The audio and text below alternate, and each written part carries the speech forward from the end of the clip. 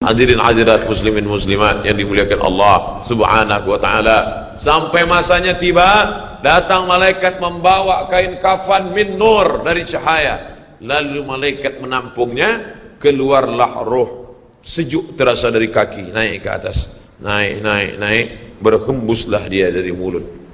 Wa nafakhtu fihi min ruhi, aku hembuskan, aku tiupkan. Dulu waktu masuknya ke tanah, ke daging itu ditiup, maka keluarnya pun juga keluar. Maka mata memandang, ruh keluar. Biji mata memandang, keluar biji mata. Makanya orang yang mati itu matanya terbuka. Makanya yang pertama kita lakukan menengok orang mati adalah memejamkan mata. Allahumma ghafir li abdus samad warfa' darajatuhu ma'al ghabirin, inna lillahi wa inna ilaihi raji'un. Makanya saya jarang-jarang datang bila ada sebut, Ustaz ada orang meninggal dunia, sudah lama, baru sejam, nanti saya datang. Sebab apa? Saya takut nak pejamkan mata dia. Agak-agak sudah dipejamkan orang, baru saya datang. Saya datang, dah 3 jam, 4 jam, alhamdulillah saya datang. Belum tutup lagi. Iya. Kenapa? Menunggu Ustaz Somad. Paksalah saya tutup. Allahumma firli fulan ibn fulan warfa' darajahum al-ghari, inna lillahi wa inna ilaihi. Mana istri yang katanya sayang, kaulah bulan, kaulah bintang, setengah nafasku pergi, buah hati bulayan jiwa. Ketika roh ada dari jasad, memang betul kata dia sayang, tapi manakala roh keluar dari jasad, dia pun takut menengok mata kita. Dia takut menengok kita. Dia takut jam pukul 2 malam, jam 1 tutup balik. Na'udzubillah. Begitulah kalau kematian sudah tiba. Sampai pada akhirnya dia tutup, innalillah wa inna ilaihi raji'un. Selepas itu roh pun keluar, dibawa. Kalau dia baik, roh itu dibawa, dimasukkan ke dalam kain kafan min nur. Hadis riwayat Ahmad bin Hanbal. Lalu dibawa oleh malaikat sampai ke pintu langit. Malaikat bertanya, inikah orang yang amalnya selalu dibawa pagi, dibawa petang? Inikah orang yang amalnya selalu dibawa hari Kamis? Inikah amalnya yang selalu dibawa pada bulan nisfu Sya'ban? Ya, inilah orangnya. Kam min masyhurin fil ardi walam yakun ma'rufan fis sama. Bukan hadis. Berapa banyak orang yang namanya masyhur di bumi, tapi malaikat tak mengenal dia. Tapi berapa banyak orang yang tak masyhur di bumi, tapi malaikat mengenal dia. Mengapa? Karena amalnya pagi dan petang dibawa oleh malaikat. Orang ini mana? Belum datang. Orang ini mana? Belum datang. Orang ini mana? Belum datang. Disambut dia, disambut kedatangannya. Masya Allah, tabarakallah. Mudah-mudahan kita termasuk orang yang disambut oleh malaikat karena amal soleh kita. Maka bila saya datang di suatu majlis, malam tadi datang di Shah Alam, orang menyambut ramai. Malam ini datang ke Masjid Muaz bin Jabal, ramai. Esok malam di Terengganu datang, tak tahu entah ramai entah tidak. Ramai. Dalam hati, hai Abdul Somad, apakah malaikat akan menyambut engkau nanti juga dalam keadaan ramai? Kalau engkau ikhlas, iya. Tapi kalau tidak ikhlas, na'udzubillah. Nabi Isra Mi'raj berjumpa dengan orang yang sudah lama mati. Bagaimana rasa kalian mati? Apa kata mereka? Seperti kambing yang dikuliti hidup-hidup, seperti tebasan pedang di tempat yang sama beratus kali, seperti kail mata pancing yang masuk ke dalam kulit yang basah, ditarik, disentapkan sehingga terikut dagingnya sampai keluar. Makanya selalu kita berdoa, Allahumma hawwin alaina fi sakaratil maut, taubatan qabla al maut, taubat sebelum mati, wa rahmatan indal maut, dapat rahmat ketika mati, wa maghfiratan ba'dal maut, mendapatkan ampunan sebelum mati. Allahumma hawwin alaina fi sakaratil maut. Makanya doa selamat itu baca pelan. Baca pelan, renungkan. Ini sekarang banyak orang baca doa selamat cepat-cepat. Maut. Apa maut aja nih? Saya tak pernah menghafaz doa itu pakai kertas, tak pernah. Wa taubatan qabla al-maut, wa rahmatan indal maut, wa maghfiratan, belum pernah. Kenapa Ustaz boleh hafaz? Sebab dulu dibawa oleh ayah, dibawa oleh bunda, dibawa dalam acara tahlil, dibawa dalam kenduri orang mati, dibawa. Tiap hari telinga mendengar Tuan Imam membaca pelan, maka kita ingat, wa taubatan qabla al-maut, wa rahmatan indal maut. Anak-anak kita ini walaupun mereka lari sana sembang sini, tapi telinga mereka mendengar. Dan anak-anak ini hafaz. Kadang anak hafaz, ibu bapa tak hafaz.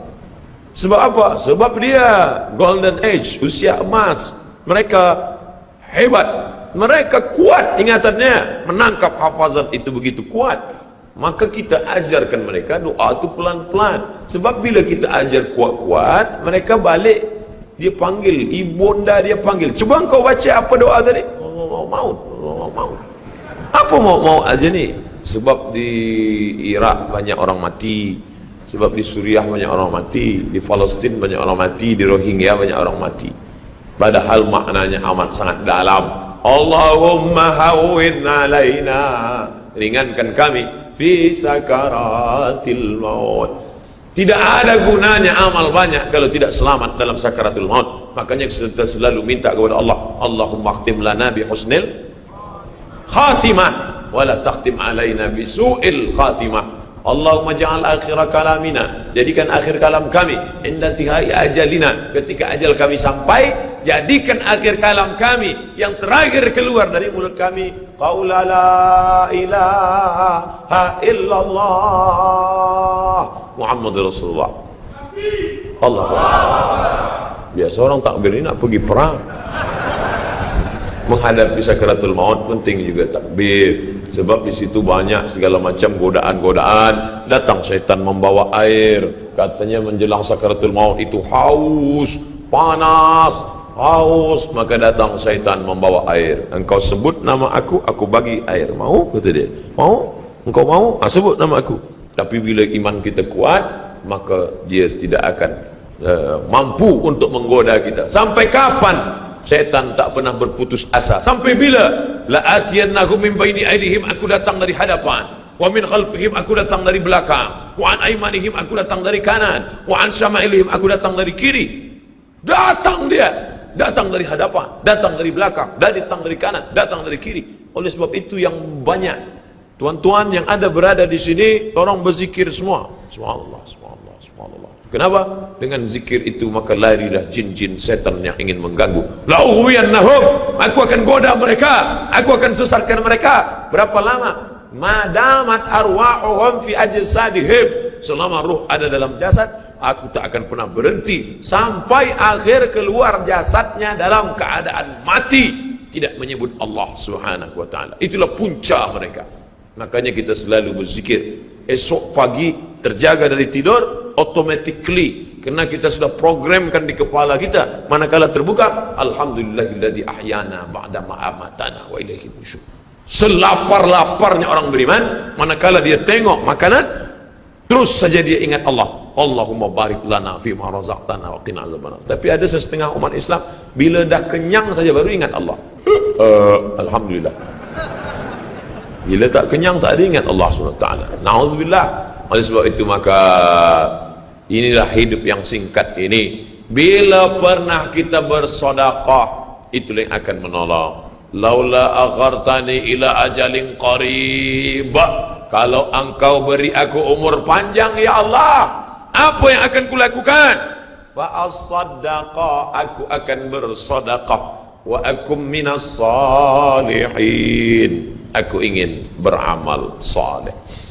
Malam ini tajuknya Masya Allah, ini tazkirah terakhir, ini tazkirah akhir, last, dan tajuknya pun akhir pula. Mudah-mudahan ini tazkirah terakhir, tapi bukan terakhir bagi saya.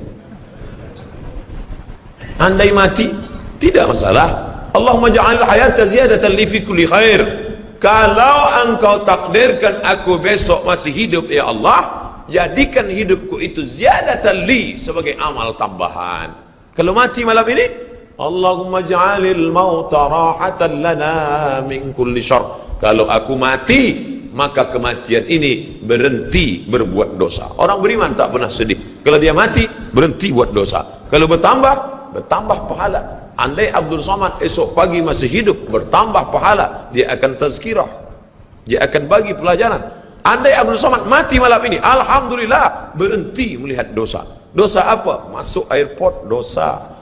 Masuk ke plane pesawat terbang, dosa. Dosa apa? Dosa mata. Takkan tak kita tengok. Mata terbuka, takkan kita tutup. Maka orang beriman sentiasa menjaga dirinya.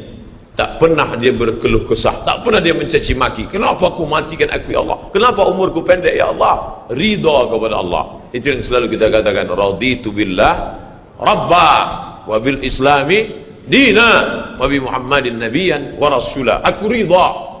Ada yang lebih hebat daripada haji mabrur, ada yang lebih hebat daripada jihad fisabilillah, ada yang lebih hebat daripada zikir dan baca Quran. Apa dia? Ridha bi qada'illah, ridha menerima keputusan Allah. Makanya banyak lelaki yang ridha manakala meninggal istrinya, datang orang, apa tuan tak menangis? Aku ridha menerima ini. Memang dah lama aku tunggu-tunggu. Oh, ini bukan ridha, ini memang penyakit. Oleh sebab itu maka makna ridha adalah tak berkeluh kesah. Setelah orang masuk ke dalam surga, mendapatkan kenikmatan surga, Allah bertanya, "Madza turidun?" Hai penghuni surga, apa lagi yang kalian inginkan? Apa kata penghuni surga? Ridhaka. Tapi engkau sudah masuk surga, ada yang belum kami dapat. Apa dia? Ridhamu. Yang mendapatkan ridha Allah hanya orang yang ridha menerima keputusan Allah Subhanahu wa taala. Man lam yarda bi qada'i, sesiapa sahaja yang tak ridha menerima takdirku, walam yasbir bi bala'i, yang tak sabar menerima ujianku, wal yatlub rabban siwaya, carilah Tuhan selain aku. Hadis ini dhaif. Tapi untuk targhib wa tarhib, untuk berikan semangat beramal, untuk fadail amal boleh dipakai, kerana ia bukan masalah akidah, bukan masalah halal haram. Jangan permasalahkan masalah. Bila kita sudah beramal, sudah baik, tak usah berkelahi masalah khilafiyah, masalah kecil-kecil, masalah sepele, masalah remeh-temeh. Kerana ini hanya akan merosakkan hati kita sahaja. Berapa banyak hati rosak disebabkan masalah-masalah. Assalamualaikum warahmatullahi, Assalamualaikum warahmatullahi. Apa salam-salam ni? Padahal hati sedang lembut. Selama ini dia berzina, selama ini dia minum khamar, selama ini dia mabuk, tak ada pernah orang marahkan dia. Tiba-tiba dia dah taubat, dia masuk masjid, Assalamualaikum warahmatullahi, Assalamualaikum warahmatullahi. Dia nak salaman, apa salam-salam? Tak boleh salam selepas sembahyang. Ini bid'ah, wa kullu bid'atin dhalalah, wa kullu dhalalatin finnar. Kata dia dalam hati, aku mabuk 20 tahun, tak ada orang bagi tahu mabuk tu haram. Ini aku dah taubat, salam kau kata haram. Ha, kata dia. Dia tinju. Bila sebelum sembahyang tadi belum ada bersalaman, selepas sembahyang baru bersalaman, hukumnya sunnah, mustahab, dianjurkan, disukai, kata Imam Nawawi. Belum sembahyang tadi tak ada salam, sebab dia lambat. Allahu Akbar. Lepas sembahyang dia salam, mustahab, dianjurkan, baik, tak salah. Bila sebelum sembahyang tadi sudah bersalaman, salam haji, salam datuk, salam tuan, masuk ke masjid, selepas sembahyang dia salam balik, mubah, tak jadi masalah. Yang tak boleh dalam sembahyang bersalaman, itu tak boleh. Datuk sehat, itu tak boleh. Oleh sebab itu mari kita jaga hati kita yang dah baik, yang dah elok ni, jangan dirosakkan hanya kerana masalah-masalah kecil, masalah-masalah khilafiyah. Melunakkan hati. Kayu patah boleh disambung, kaca retak boleh direkat, tapi hati rosak, kemana obat akan dicari. Oleh sebab itu memperbaiki dengan akhlak. Al-adab fawqal ilmi, adab lebih tinggi daripada ilmu. Tak ada guna banyak ilmu, banyak kaji, banyak, tapi menyakitkan hati orang. Ada yang lebih hebat daripada ilmu. Apa dia? Adab. Al-adab